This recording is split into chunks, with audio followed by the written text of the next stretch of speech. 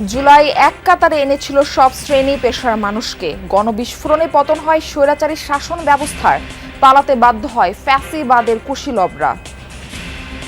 আমার শিক্ষার্থীদেরকে গুলি করে হত্যা করা হয়েছে, তখন আসলে একজন শিক্ষক হিসেবে নীরব থাকার কোনো সুযোগ ছিল না। যখন এটা সন্তান সমদের জীবনের হুমকি স্বরূপ দাঁড়ায়, তখন বোধহয় কোনো পিতা মাতাই বা অভিভাবকই সেটা মেনে নিতে পারে না। কোনো ফেসিবাদ, কোনো স্বৈরাচার এই বাংলার জমিনে যেন আর মাথাচাড়া দিয়ে না উঠতে পারে। সবাই ছাত্র জনতার পাশে থাকেন, আমি ছাত্র জনতার পাশে আছি।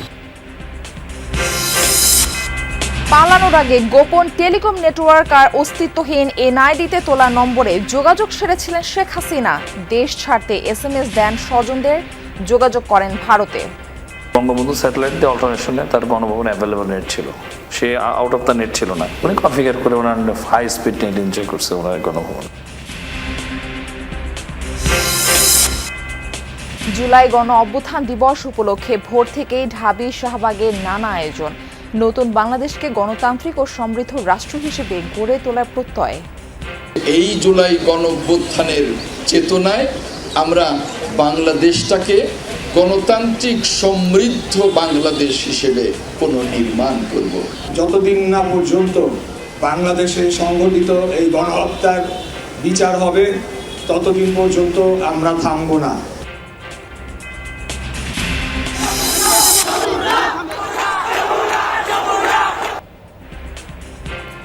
জুলাই আন্দোলনের কণ্ঠস্বর হয়ে উঠেছিল যমুনা টেলিভিশন। জনগণের ভালোবাসা ভরসায় মিলেছে স্বীকৃতি, সত্য প্রকাশের নিরন্তর যাত্রার অঙ্গীকার।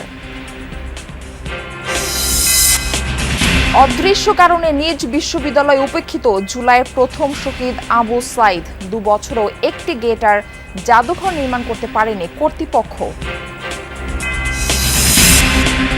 পুঁজিবাজারে লেনদেন নিষ্পত্তির সময় কমাতে চায় BSEC।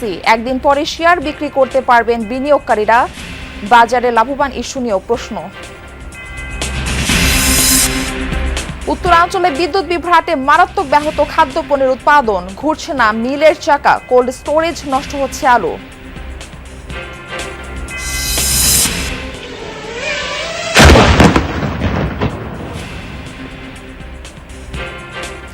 পাল্টাপাল্টি হামলায় উত্তপ্ত রাশিয়া ইউক্রেন ফ্রন্ট লাইন। ক্ষতিগ্রস্ত 3টি রুশ খাদ্য গুদাম। উভয় পক্ষে শিশুসহ নিহত 9।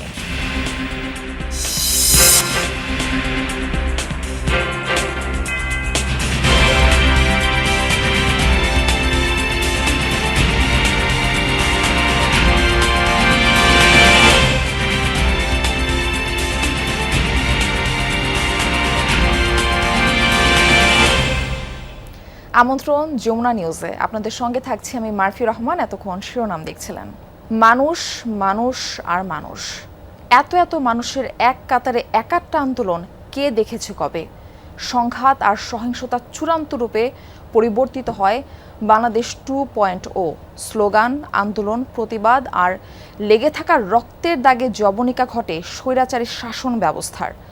আন্দোলনের ব্যাপকতায় পৃথিবীর ইতিহাসে সরকার প্রধান সহ সংসদ সদস্য, স্পিকার, প্রধান বিচারপতি, এমনকি জাতীয় মসজিদের খতিবও পালিয়ে যান। 36 দিনের টানা আন্দোলনে যুক্ত হন বুদ্ধিজীবী, শিক্ষক, নানা শ্রেণী পেশার মানুষ ছাড়াও গৃহিণী, ইমাম, শ্রমিক সবাই।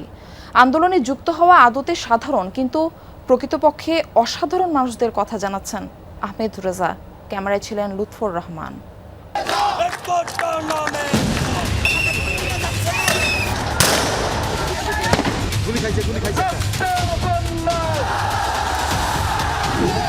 24 মাস আগের 24-এর 5 আগস্ট ছাত্র জনতার গণঅভ্যুত্থানের 36তম দিন, ইতিহাসের 36 জুলাই।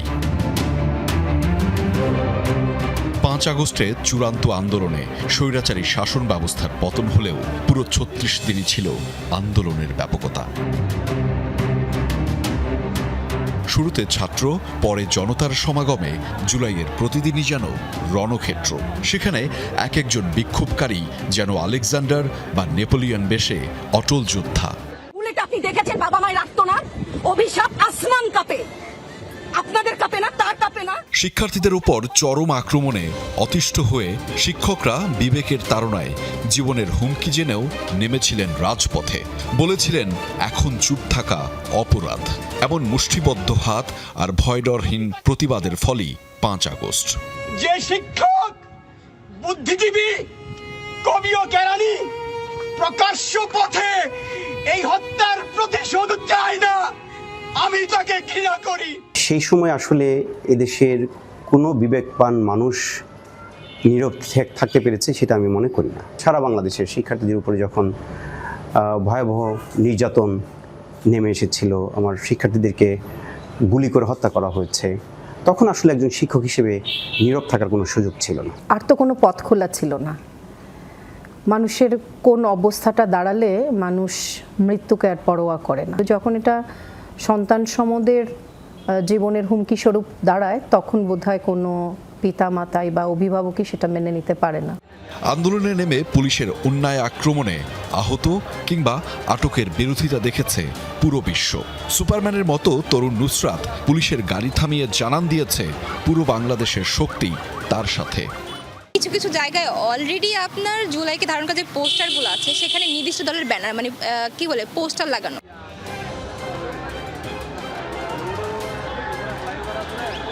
নেই ঢাল, নেই তলোয়ার, আছে শুধু বুক ভরা সাহস। তবুও যেন ইতিহাসের শক্তিমান যোদ্ধা তারাই। খোলা সড়কে পুলিশের গুলির মুখে হাতে থাকা টিন আর সামান্য ব্যারিকেডেই কাঁপন ধরিয়েছিল স্বৈরশাসকের। আমরা জানতাম না 5 আগস্টে হাসিনা পতন হবে, সেটা আসলে জানা ছিল না। দেশের পরিস্থিতি অনেক খারাপ ছিল সেই সময়, সেই সূত্রে আমরা চেয়েছিলাম এই দেশ স্বাধীন হোক। টিনটা নিয়ে আসলে ঢাল বানানোর উদ্দেশ্য ছিল যে ওদেরকে কিভাবে পিছে থেকে সামনে নিয়ে আসা যায়। মানে আমরা তো পিছনে ছিলাম অনেক, তো প্রশাসনের কিভাবে পিছনে নেওয়া যায়, আমরা আসলে কিভাবে একটু সামনে আগাতে পারি, এটা ঢাল হিসাবে একটা মানে করতে পারি। তো এই সাহস জোগানোর জন্য আসলে মূলত এই টিনটা হাতে নেওয়া। ফুঁসে ওঠা ছাত্র জনতা রুখ পেকে কার সাধ্য আছে সেই রক্তচক্ষু উপেক্ষা করে তাদের যৌক্তিক দাবি অগ্রাহ্য করার? সেই অসীম এবং আদিম সাহসিকতাকে স্যালুট জানাতে প্রস্তুত পুরো বাংলাদেশ। রিকশা চালক সুজন যেন তাদেরই প্রতিনিধি। আমার এই সেলুটের কারণ কি, মানে কোনো ফেসিবাদ, কোনো স্বৈরাচার এই বাংলার জমিনে যেন আর মাথাচাড়া দিয়ে না উঠতে পারে। সবাই ছাত্র জনতার পাশে থাকেন, আমি ছাত্র জনতার পাশে আছি। 5 আগস্টের লং মার্চ টু ঢাকায় দাবি, অঙ্গীকার, দফা একটাই, সরকার পতন। কারফিউ ও ব্যারিকেড ভেঙে ভয় গুলি প্রতিহত করে তৈরি হয় জনস্রোত। এক অবিশ্বাস্য ঐক্য মিছিলে মিলেছিল মানুষ, মানুষ আর মানুষ। সেখানে ছিল না কোনো রাজনৈতিক পরিচয়, পরিচয় একটাই, বাংলাদেশ।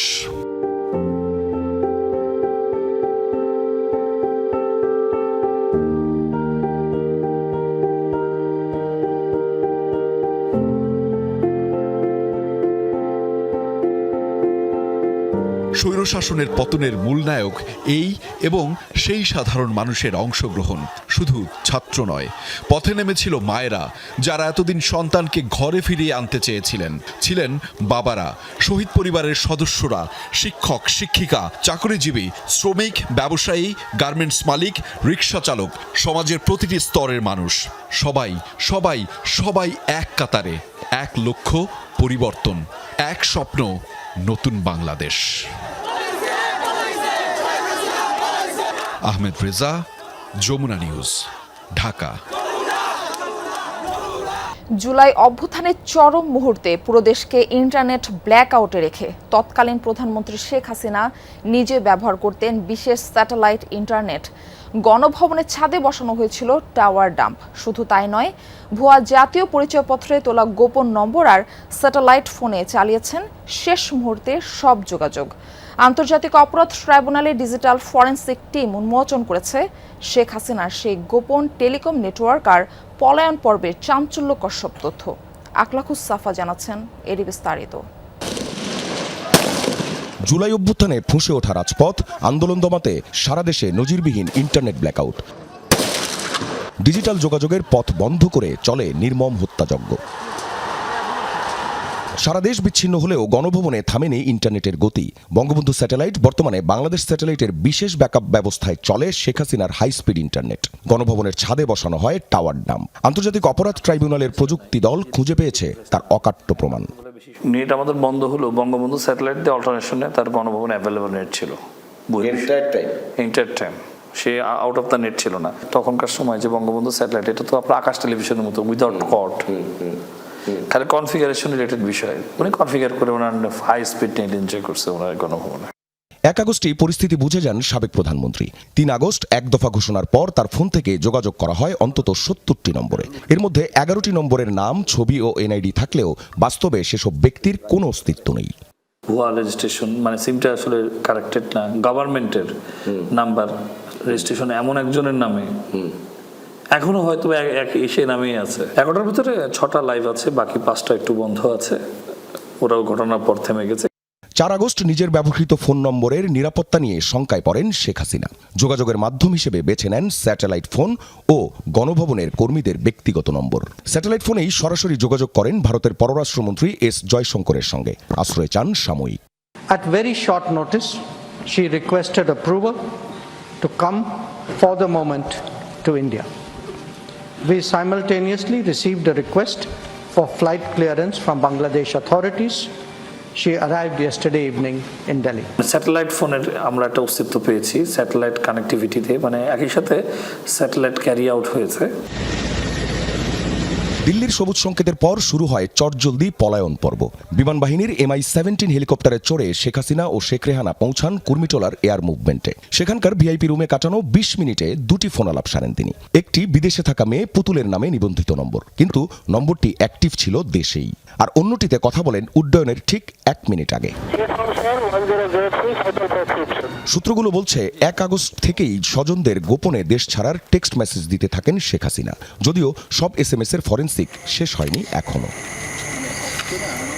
শেখ হাসিনার যোগাযোগের সব তথ্যই মুছে দিয়েছিলেন গুমের মামলায় গ্রেফতার সাবেক সেনাকর্তা জিয়াউল আহসান। তার জলসিঁড়ির বাড়িতে তৈরি করেছিলেন নিজস্ব সার্ভার সিস্টেম। যে কোনো বিল্ডিংয়ে যে নর্মাল বিদ্যুৎ সাপ্লাই দেওয়া হয় তার থেকে কিন্তু বেশি বিদ্যুৎ সেখানে উনি অ্যালটমেন্ট নিয়েছিলেন জোর করে। তার মানে সেখানে উনি নিজস্ব একটা ডিজিটাল আর্কাইভিং বা ডিজিটাল আয়না ঘর। আখলাকুস সাফা, যমুনা নিউজ, ঢাকা। জুলাই সনদ বাস্তবায়ন এবং আগামীর বাংলাদেশকে গণ অভ্যুত্থানের চেতনায় গণতান্ত্রিক ও সমৃদ্ধ রাষ্ট্র হিসেবে গড়ে তোলা হবে, এমনটা জানিয়েছেন মুক্তিযুদ্ধ বিষয়ক মন্ত্রী আহমেদ আজম খান। সকালে জুলাই গণ অভ্যুত্থান দিবস উপলক্ষে রাজধানী শাহবাগে জুলাই শহীদ স্মৃতিস্তম্ভের পুষ্পস্তবক অর্পণ করেন তিনি। দীর্ঘদিন রাজপথে থাকা বিএনপি সহ রাজনৈতিক দলগুলোকে বিভক্ত না হওয়ার আহ্বান জানান মন্ত্রী। বলেন, শোকের পাশাপাশি আজ আনন্দ ও বিজয়ের দিন। রাজপথ রক্তাক্ত হওয়ার পর 5 আগস্ট ফ্যাসিবাদের বিদায় হয়েছে। বলেন, বিএনপি সরকারের মাধ্যমে দেশে পরিবর্তনের অধ্যায় শুরু হয়েছে। এ সময় জুলাই শহীদদের রুহের মাগফিরাত ও আহতদের দ্রুত আরোগ্য কামনা করেন তিনি। পরে মুক্তিযুদ্ধ বিষয়ক প্রতিমন্ত্রী ইশরাক হোসেন বলেন, জুলাই শহীদ ও যোদ্ধাদের ভুলে যায়নি সরকার। দেশে অস্থিতিশীলতা সৃষ্টির যে কোনো ষড়যন্ত্র জনগণকে সাথে নিয়ে মোকাবেলার হুঁশিয়ারি দেন তিনি। সরকারের প্রতিশ্রুতি যে এই জুলাই গণঅভ্যুত্থানের চেতনায় আমরা বাংলাদেশটাকে গণতান্ত্রিক সমৃদ্ধ বাংলাদেশ হিসেবে পুনর্নির্মাণ করব, জুলাই সনদকে বাস্তবায়ন করব। দেশকে আবারও হুমকির মুখে ঠেলে দেওয়ার কোনো প্রচেষ্টা যদি করা হয় তাহলে আমরা জনগণকে সাথে নিয়েই আমরা সকল ধরনের ষড়যন্ত্র মোকাবেলা করব। জুলাইয়ের চেতনা ও ন্যায় বিচারের প্রত্যাশাকে সামনে রেখে ঢাকা বিশ্ববিদ্যালয়ে অনুষ্ঠিত হল July run 2026 season 2 run for justice প্রতিপাদ্যে আয়োজিত দৌড়ে অংশ নেন প্রায় 2000 রানার। বুধবার ভোরে ঢাকা বিশ্ববিদ্যালয়ের শারীরিক শিক্ষা কেন্দ্র থেকে শুরু হয় দৌড়। নির্ধারিত পথ ঘুরে এক স্থানে শেষ হয় আয়োজন। জুলাই স্মৃতিস্মরণ, ন্যায় বিচারের দাবি এবং সুস্থ জীবনযাপনে তরুণদের উৎসাহিত করাই ছিল আয়োজনের মূল লক্ষ্য। ঢাকা বিশ্ববিদ্যালয়ের কেন্দ্রীয় ছাত্র সংসদ ডাকসুর আয়োজনে দ্বিতীয়বারের মতো অনুষ্ঠিত হলো জুলাই রান। এ সময় নতুন বাংলাদেশ নিয়ে প্রত্যাশার কথা তুলে ধরেন অনেকে। বৈষম্যহীন, ন্যায়ভিত্তিক ও সমৃদ্ধ দেশ গঠনে একযোগে কাজ করার অঙ্গীকার ব্যক্ত করেন সবাই।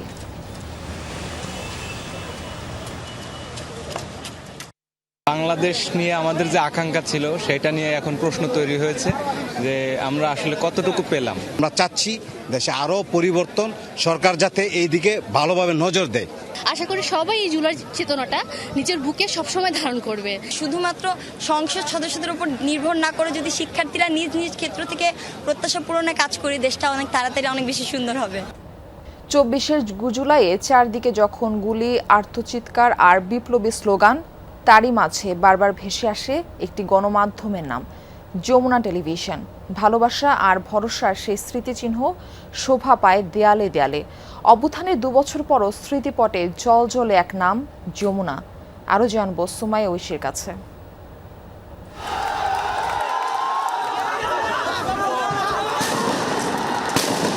দেয়ালে দেয়ালে এক একটি জীবন্ত গল্প।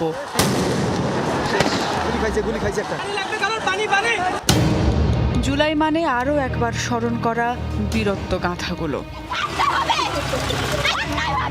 এরই মাঝে হঠাৎ সমস্বরে ধ্বনিত হয় একটি নাম।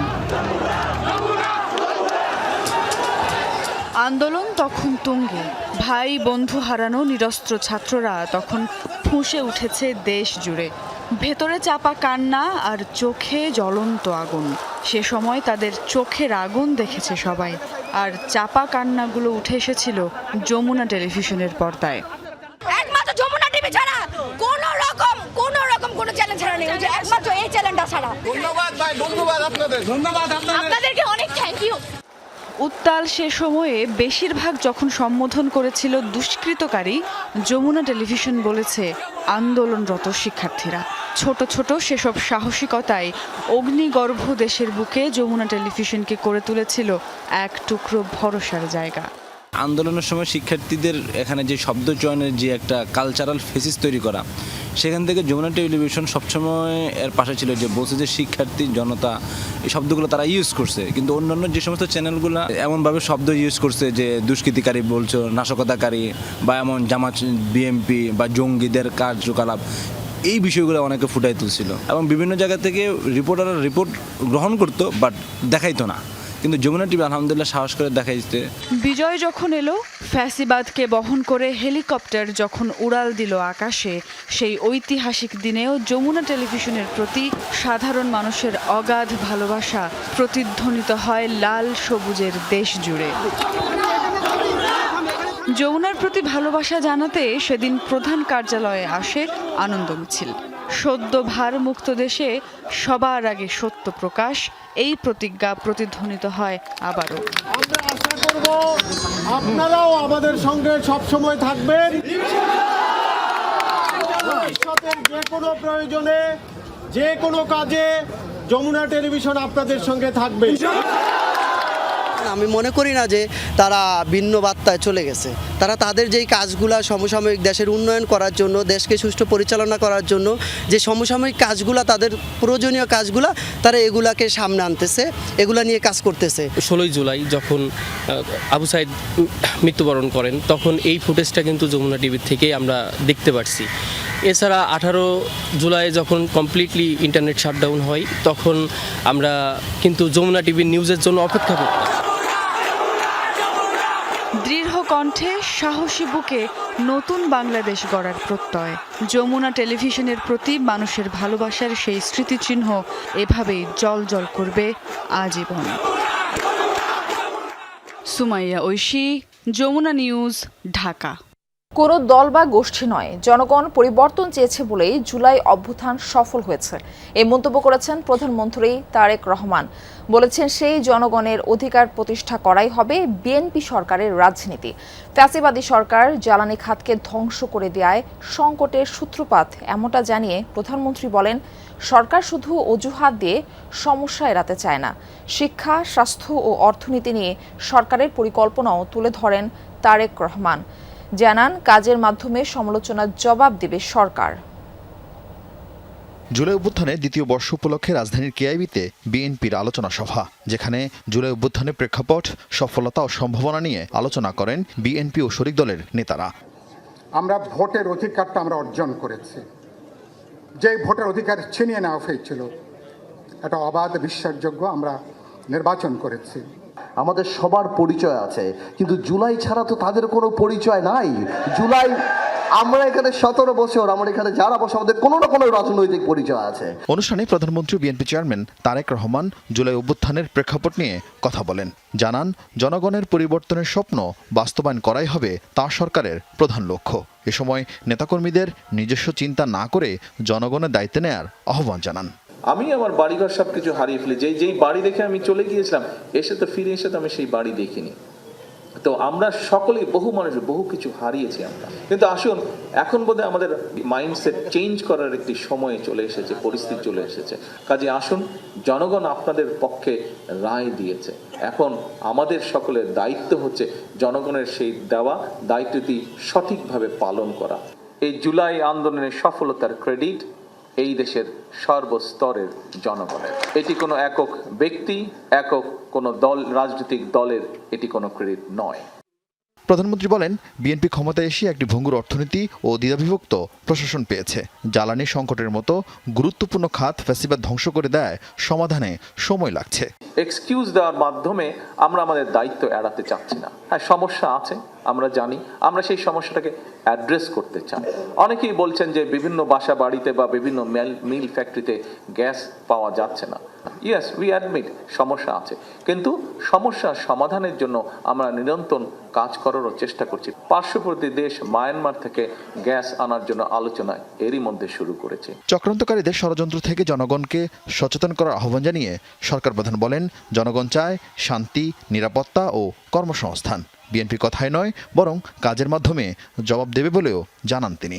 যারা ষড়যন্ত্র করতে চায় তাদের ষড়যন্ত্রের প্রতি সজাগ দৃষ্টি রাখা, জনগণকে সতর্ক করা। জনগণ চায় রাস্তায় শান্তি, জনগণ চায় তার সন্তানের শিক্ষার ব্যবস্থা, জনগণ চায় তার জন্য চিকিৎসার ব্যবস্থা, জনগণ চায় একটি নিরাপত্তা, জনগণ চায় যে তার কর্মসংস্থানের ব্যবস্থা অথবা যার যেটা যোগ্যতা শুনে যে ব্যবসা বাণিজ্য চাকরি বাকরি করবে। যেসব বিষয়ে আমরা গত কয়েকদিন যাবৎ রাজনীতি দেখছি, পত্রপত্রিকা দেখছি, আমার মনে হয় না কোনো গণতন্ত্রে বিশ্বাসী জনগণের কোনো সদস্য এইরকম কোনো কিছু দেশের মধ্যে চায়। এ সময় জুলাই অভ্যুত্থানে যারা ক্ষতিগ্রস্ত হয়েছে তাদের চাহিদা ও যোগ্যতা অনুযায়ী পাশে থাকার প্রতিশ্রুতি দেন তারেক রহমান।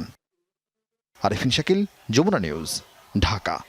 24 জুলাই আন্দোলনের প্রথম শহীদ আবু সাইদ দেশের গণ্ডি পেরিয়ে বিশ্ব দরবারে এখন যার বীরত্ব কথা তুলে ধরা হয়, অথচ নিজ বিশ্ববিদ্যালয়ে অদৃশ্য কারণে তিনি উপেক্ষিত। ঘোষণা দিয়েও 2 বছরে একটি গেট আর জাদুঘর নির্মাণ করতে পারেনি বিশ্ববিদ্যালয় কর্তৃপক্ষ। 16 জুলাই বাদে সাহসী সাইদকে নিয়ে তেমন কোনো আয়োজনও নেই। এ নিয়ে ক্ষুব্ধ শিক্ষার্থী ও আয়োজকরা। বন্দুকের মুখেও অবিচল টকবগে এক যুবক, নির্ভয়ে নির্দ্বিধায় মৃত্যুকে যে আলিঙ্গন করেছিল বুক পেতে, রংপুরের আবু সাইদ। সাইদের মৃত্যুতে নতুন মোড় পায় ছাত্র জনতার আন্দোলন। অভ্যুত্থানের প্রথম শহীদের মর্যাদা পায় বেগম রোকেয়া বিশ্ববিদ্যালয়ের ছেলেটি, কিন্তু মৃত্যুর মাত্র 2 বছর পেরুতেই সেই বিশ্ববিদ্যালয়ে উপেক্ষিত আবু সাইদ। আমি ঢাকা থেকে আসলাম দেখতে, এও করতে আয়সা যেন এইটা দেখে পরে আমি জিজ্ঞাসা করলাম, পরে একজন এই ভাই বললো যে এইখানে এও করছে।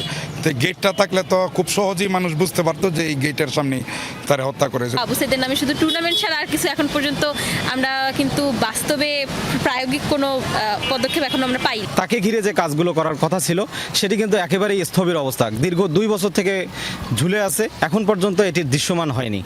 বিশ্ববিদ্যালয়ের গেটে শহীদ আবু সাইদ সাইনবোর্ড ছাড়া আর কোনো চিহ্ন নেই, না আছে কোনো গ্রাফিতি বা স্মৃতিচিহ্ন। একটি ছবি থাকলেও তা বিকৃত। মেমোরি স্ট্রিট স্থাপন হয়েছে, তবে সেখানেও অস্পষ্ট হচ্ছে নাম পরিচিতি। যেই স্থান থেকে আজীবনের জন্য ইতিহাসের পাতায় নাম লেখালেন, ঠিক সেই স্থানেই অনুপস্থিত আবু সাইদ। এখানকার যে আবু সাইদের ছবিটা ছিঁড়ে যাওয়ার পরে প্রশাসন কিচ্ছু করতে পারে নাই। আবু সাইদকে কেন্দ্রিক আমাদের এই বিশ্ববিদ্যালয়টা ব্র্যান্ডিং করতে পারতাম, কিন্তু আমরা বিশ্বের মধ্যে ব্র্যান্ডিং করতাম, কিন্তু আমরা পারিনি। আমাদের বিশ্ববিদ্যালয় প্রশাসন এটা করতে চরমভাবে ব্যর্থ হয়েছে। যে সংস্কারগুলো করার কথা ছিল বিশ্ববিদ্যালয়ের, সেগুলোই হয়নি। তাহলে নতুন করে আবার আবু সাইদ হল করার ঘোষণা দেওয়া, এটা কেমন হয়ে গেল না? সমন্বয়করা বলছেন, বিশ্ববিদ্যালয় কর্তৃপক্ষের উদাসীনতার পাশাপাশি এই ব্যর্থতা অন্তর্বর্তীকালীন এবং বর্তমান সরকারেরও। স্থাপনা নির্মাণে বিলম্বের দায় স্বীকার করলেন উপাচার্য। আবু সাইদকে যেরকম পোর্ট্রে করা দরকার ছিল, ওনাকে যেরকম আসিনে আসন করা দরকার ছিল, ওটা ওনারা করতে পারে না। এটা কিন্তু আমার উপর দায়, বিশাল দায়। বিশ্ববিদ্যালয় মঞ্জুরি কমিশন থেকে আমাদেরকে টাকাও দিয়ে দিচ্ছেন, মানে আমাদেরকে অনুমোদনও দিয়ে দেন চিঠির মাধ্যমে কাজটা করার জন্য। প্ল্যানিংয়ে যাওয়া মানে হচ্ছে প্ল্যানিংয়ে ওখান থেকে কারেকশন হয়ে এখানে যাবে। এটা হচ্ছে 1090,15,00,000 টাকা। এটা হলো আমাদের এটার মধ্যে যে হল আছে তার মধ্যে একটা হল আমাদের আবু সাইদের নামে আমরা করব। বিশ্ববিদ্যালয়ের ভেতরে একটি সাইনবোর্ডে আবু সাইদের ছবিসহ কিছু লেখা বাদে জুলাই আন্দোলনের প্রথম শহীদের কোনো স্মৃতিচিহ্ন খুঁজে পাওয়া যায়নি। সরকার, মাজহারুল মান্নান, যমুনা নিউজ, রংপুর। পুঁজিবাজার চাঙ্গা করতে লেনদেন নিষ্পত্তির সময় কমাতে চায় Bangladesh securities and exchange commission. চালু করতে চায় T+1 পদ্ধতি। এতে শেয়ার কেনার একদিন পরে বিক্রি করতে পারবেন বিনিয়োগকারীরা। সংশ্লিষ্টরা বলছেন, পদ্ধতিটি চালু হলে লেনদেনের পরিমাণও বাড়বে, যা ইতিবাচক। আশঙ্কা, স্ক্রিপ্ট নেটিং বা দিনে কিনে দিনে বিক্রির সুযোগ বাজারে ক্ষতিগ্রস্ত হবে। বিশ্লেষকরা বলছেন, লেনদেন নিষ্পত্তির সময় কমলে ব্যবসা বাড়বে, কিন্তু বাজার কতটা লাভবান হবে তা নিয়ে প্রশ্ন আছে। সংকট কাটিয়ে খানিকটা ঘুরে দাঁড়িয়েছে দেশের পুঁজিবাজার। প্রায় 2 মাস ধরে দৈনিক গড়ে লেনদেন হচ্ছে 1000 কোটি টাকার উপরে। বেড়েছে সূচক এবং বাজার মূলধনের পরিমাণও। আস্থা ফিরেছে বিনিয়োগকারীদের মধ্যেও। লেনদেনের পরিমাণ বাড়াতে আরও কিছু উদ্যোগ নিচ্ছে সিকিউরিটিজ অ্যান্ড এক্সচেঞ্জ কমিশন। লেনদেন নিষ্পত্তির সময় 2 দিন থেকে 1 দিনে নামিয়ে আনতে চাই সংস্থাটি। বর্তমান ব্যবস্থায় শেয়ার কিনে বিক্রির জন্য 2 দিন অপেক্ষা করতে হয়, কিন্তু নতুন পদ্ধতি কার্যকর হলে কেনার পর দিনই বিক্রি করা যাবে। পরিকল্পনায় আছে স্ক্রিপ্ট নেটিং তথা দিনে দিনেই লেনদেন নিষ্পত্তির। T+2 থেকে T+1 নেমে আসা, এটা ট্রেডের ক্ষেত্রে ভালো। এটা মোটামুটি একটা পয়েন্ট আছে, কিন্তু স্কিপ ট্রেড বা ডে ট্রেডিং দিনে কিনে দিনে বিক্রি করা মানে জটিল হতে পারে।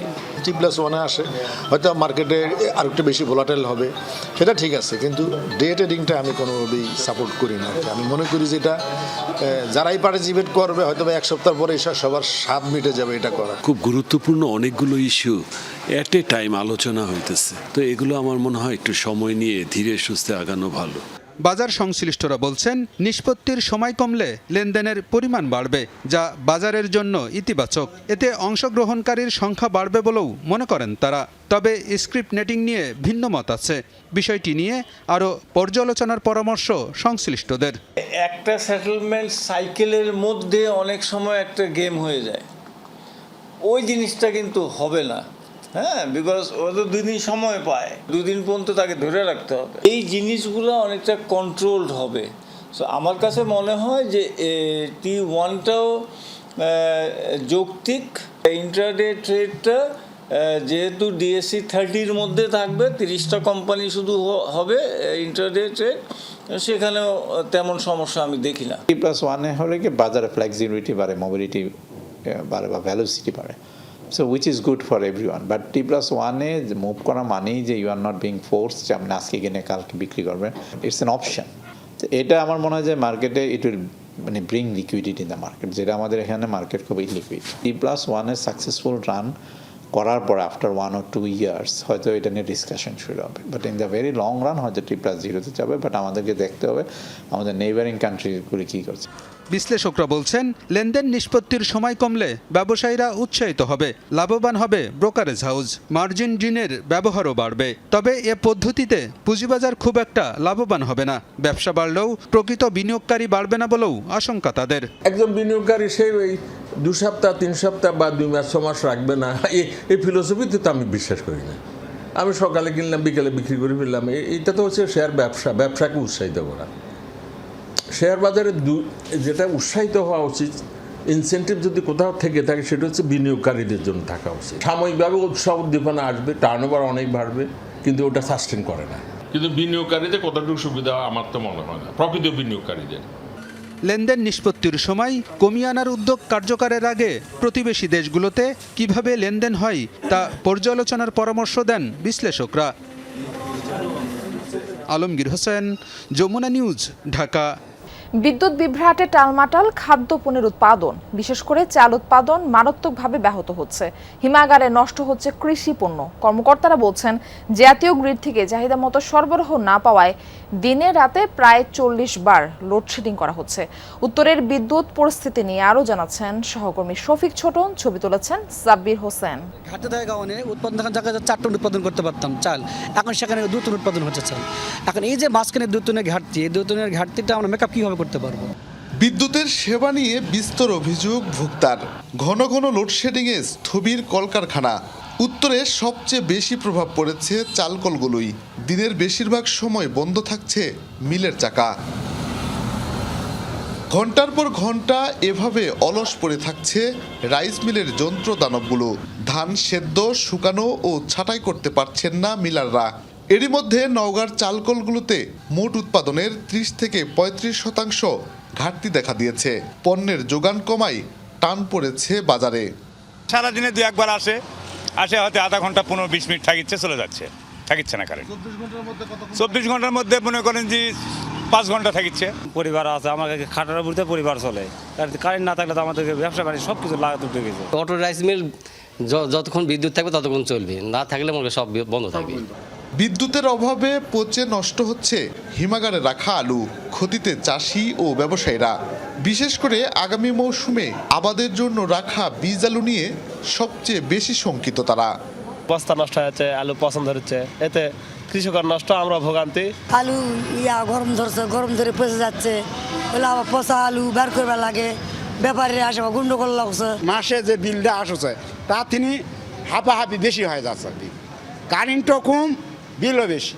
তথ্য বলছে রাজশাহী অঞ্চলে কলকারখানা সহ সব মিলিয়ে প্রতিদিন পিক আওয়ারে বিদ্যুতের চাহিদা থাকে 2500 থেকে 3000 মেগাওয়াট। এর প্রায় 70% সরবরাহ করে পল্লী বিদ্যুৎ। কর্মকর্তারা বলছেন, চাহিদার বিপরীতে গ্রিড থেকে পাচ্ছেন মাত্র 60 থেকে 65%। ঠিক সময় আমাদের ডিমান্ড প্রায় 113 মেগাওয়াট। সেখানে আমরা কোনো সময় দেখা যায় আমরা 30% লোড কম পাই, কোনো সময় 40% লোড কম পাই। যার ফলে এই লোডটি যেটা কম পাই সেইটা আমরা শেয়ার করে আমাদের দিতে হয়, অর্থাৎ একটা জায়গায় বন্ধ করে ওইটা আরেকটা জায়গায় দিতে হয়। প্রোডাকশন বাড়লেই আমাদের মানে লোড শেডিং যেটা এটা অনেকটাই কমে আসবে। দেশের সিংহভাগ চালকল ও হিমাগার উত্তরাঞ্চলে। তাই খাদ্যপণ্যের সরবরাহ ও কৃষি অর্থনীতি সচল রাখতে জেলাগুলোতে নিরবচ্ছিন্ন বিদ্যুৎ সরবরাহের তাগিদ সংশ্লিষ্টদের। শফিক ছোটন, যমুনা নিউজ, নওগাঁ। সাগর দাপিয়ে বেড়াচ্ছে নিষিদ্ধ ট্রলিং বোট ও ট্রলিং জাল। নিষেধাজ্ঞার তোয়াক্কা করছে না চট্টগ্রাম ও কক্সবাজারের একটি চক্র। তারা অবাধে মাছ ধরায় ক্ষতিগ্রস্ত সাধারণ জেলেরা। কোস্টগার্ড সক্রিয় থাকলেও অনেকটা নির্বিকার সামুদ্রিক মৎস্য দপ্তর। 1.5 বছরে মাত্র 6 বার অভিযান চালিয়েছে সংস্থাটি। সাইদুর রশিদ ইভানের তোলা ছবিতে জোবায়েদ ইবনে শাহাদাতের রিপোর্ট। প্রায় 35 ফুট দৈর্ঘ্যের কাঠের বোটের পেছনে সংযুক্ত লোহার যন্ত্রাংশ, যাতে লাগানো হয় ট্রলিং জাল। এভাবেই তৈরি হয় নিষিদ্ধ ট্রলিং বোট। সমুদ্রে 40 মিটার বা তার বেশি গভীরতায় মাছ ধরার অনুমতি থাকলেও মাত্র 5 থেকে 10 মিটার গভীরতার সমুদ্রেও অবৈধভাবে ট্রলিং জাল ব্যবহার করছে কিছু জেলে। ধ্বংস হচ্ছে মাছসহ সামুদ্রিক জীববৈচিত্র্য। ক্ষতির সম্মুখীন হচ্ছেন উপকূলীয় এলাকার সাধারণ মানুষ। ট্রলিং বোট সাগরে যদি আরো 2-3 বছর থাকে, আমাদের আর সাগরে যেতে হবে না। আমরা এখন অনেক ঋণগ্রস্ত, আমাদের বউ বাচ্চা নিয়ে আমরা অনেক কষ্ট আছি। এরা মাছ ধরে নিয়ে যায় এবং 1 ভাগ মাছ এরা প্রায় 3 ভাগ মাছ নষ্ট করে, এই জন্য আমরা ক্ষতিগ্রস্ত হচ্ছি। চট্টগ্রামের বাঁশখালী, কক্সবাজারের কুতুবদিয়া, মহেশখালী, শাহপুরের দ্বীপ ও আশপাশের উপকূল জুড়ে নিষিদ্ধ ট্রলিং বোট ও জালের ছড়াছড়ি। অবৈধ কার্যক্রমে সক্রিয় একাধিক চক্র। কোস্টগার্ডের অভিযানে ধরা পড়ে অনেকে। উপকূল ও সাগরে থাকে নজরদারিও। তারপরও কিভাবে চক্রটি এত বেপরোয়া? বিভিন্ন স্থানে গোপনে কারেন্ট জাল উৎপাদন, তারপর ইলিগাল ফ্যাক্টরিজ স্থাপন এবং যে সাপ্লাই চেইনের তৎপরতাও এই ধরনের অপরাধ প্রতিরোধে একটি বড় চ্যালেঞ্জ। অভিযুক্তদের সহজে জামিন লাভের সুযোগ সৃষ্টি হওয়াও এ ধরনের অবৈধ কার্যক্রম অব্যাহত থাকার অন্যতম কারণ। সামগ্রিকভাবে ট্রলিং সিন্ডিকেটের বিরুদ্ধে ইফেক্টিভ অ্যাকশন গ্রহণে আমাদের বিভিন্ন সমস্যার সম্মুখীন হতে হয়। নিষেধাজ্ঞা উপেক্ষা করে এসব অবৈধ কার্যক্রম বন্ধের দায়িত্বে থাকা সামুদ্রিক মৎস্য দপ্তরই বা নির্বিকার কেন? এজন্য জনবল ও আর্থিক সংকটকে দুষছে সংস্থাটি। তবে পরিসংখ্যান বলছে ভিন্ন কথা। 1.5 বছরে মাত্র 6টি অভিযান চালিয়েছে তারা। তাতেই মাছ ও সরঞ্জাম নিলাম এবং জরিমানা বাবদ আয় হয়েছে 34,50,000 টাকা। আমাদের লজিস্টিক সাপোর্ট, আর্থিক সক্ষমতা, আমাদের জনবলের স্বল্পতা, এই কারণে আমরা আসলে আমাদের যে উদ্দেশ্য সেই উদ্দেশ্য আমরা কাঙ্ক্ষিত ফল পাচ্ছি না। জুবায়েদ ইবনে শাহাদাত, যমুনা নিউজ, চট্টগ্রাম। ধান ও তামাকের পর পাট চাষ করে হতাশ লালমনিরহাটের কৃষকরা। আবহাওয়া অনুকূলে না থাকায় গাছের উচ্চতা স্বাভাবিকের তুলনায় 2 থেকে 3 ফুট ছোট হয়েছে। শঙ্কা তৈরি হয়েছে ন্যায্য মূল্য পাওয়া নিয়েও। বলছেন অতীতের ক্ষতি কাটিয়ে ওঠার স্বপ্ন দেখলেও এবারে সোনালী আঁশ লোকসানে ফেলতে পারে। যদি দাম না থাকে তাহলে কৃষি ঘর বাঁচবে কেমনে?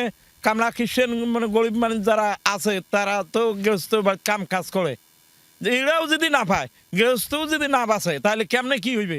এভাবেই নিজের মনের হতাশা প্রকাশ করছিলেন তিস্তাপাড়ের কৃষক আমিনুর ইসলাম।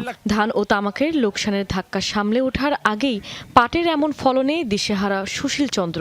শুধু আমিনুর কিংবা সুশীল চন্দ্র নন, লালমনিরহাটের অধিকাংশ পাট চাষির কণ্ঠে এখন একই হতাশার সুর। যেরকম ধানত খাসি মার তামাকত খেলে যদি পাটে বাজ যায় তাহলে তো আদুরি কোনো ধ্বংস হয়ে যাইবি। সার দাম তো মানে সার তো বাজে আমাদের পরিস্থিতি দাঁড়াইছে, সার তো পাওয়া যাওয়া লাগছে না। চলতি মরশুমের শুরু থেকেই ঘন ঘন বৃষ্টির কারণে পাটের ফলন ব্যাহত হয়েছে। খেতেই অনেকের পাট নষ্ট হয়ে গেছে। বীজ ও সারের চড়া মূল্যের পাশাপাশি ক্ষেত মজুরের বাড়তি মজুরির কারণে উৎপাদন খরচ বেড়েছে দ্বিগুণেরও বেশি। এই অবস্থায় ন্যায্য দাম না পেলে চরম আর্থিক লোকসানের মুখে পড়বেন তারা। কৃষকদের অভিযোগ, এই সংকটকালে কৃষি বিভাগের পক্ষ থেকেও তারা পাননি প্রয়োজনীয় পরামর্শ। বেশি ফলন তো হয় নাই, পাট সামান্য খাটো খাটো হয়েছে। মাথার ব্রেন দিয়ে যেটুক করার দরকার, সার সোয়াদ দিয়ে যেটুক আবাদ করার দরকার ওইটুক করছি। তারপর পাট এবার সুবিধা হয়নি, বেশি ঢাঙ্গা হয় নাই, লম্বা হয় নাই, মোটা হয় নাই। দেখেন কত চিকন চিকন পাট। এগুলো পাটে কৃষকরা কখনো ইনভেস্টই তুলতে পারবো না, যেটা আমরা ইনভেস্ট করছি। আর যেটা পাট হয়েছে যাদের যে পরিশ্রম করলাম সেই পরিশ্রমের পয়সা উঠবে। পাট সারের দাম চিকন, পাট তো চিকন এখন তো চলে না বাজারে বর্তমানে। আবহাওয়া প্রতিকূল থাকার কথা স্বীকার করলেও কৃষি বিভাগ বলছে সব এলাকার ক্ষেতের চিত্র এক নয়। কৃষকরা কাঙ্ক্ষিত দাম পাবেন বলেও আশা করছেন কর্মকর্তারা।